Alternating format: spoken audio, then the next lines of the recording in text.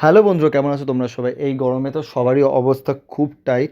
আর আমার পরশুদিনকে একটা outdoor shoot থাকবার জন্য ঘুরে ঘুরে আর ইকো পার্ক ঘুরে আমি প্রায় অর্ধেক কাইল হয়ে গেছিলাম। তাই সেদিনকে সন্ধ্যাবেলাতে কিচ্ছু খেতে ইচ্ছে করছিল না।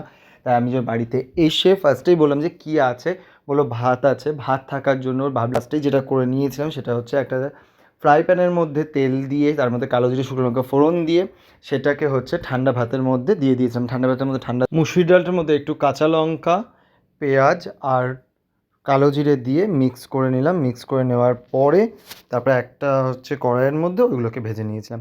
ভেজে নিতে হার্ডলি আমার লেগেছিলো 2 থেকে 3 মিনিট, কারণ এটা কমিয়ে কমিয়ে একটু ভাজতে হয়েছিলো। কিন্তু একটা কড়াই অনেকটা তেল দিয়ে দিয়েছিলাম, তার জন্য তাড়াতাড়ি হয়ে গেছিলো। ব্যাস, তারপরে ভাবলাম যে হচ্ছে কী খাওয়া যায় একটা ডিমের অমলেট খাই। কারণ সারাটা দিন খুব খাটাখাটনি করেছি, ওই জন্য একটা ডিমের অমলেট খাওয়া খুব নেসেসারি। ওই জন্য ভাবলাম যে একটা ডিমের অমলেট করে নিই। তা ডিমের অমলেটটাও করে দিয়েছিলো কাকিমাই।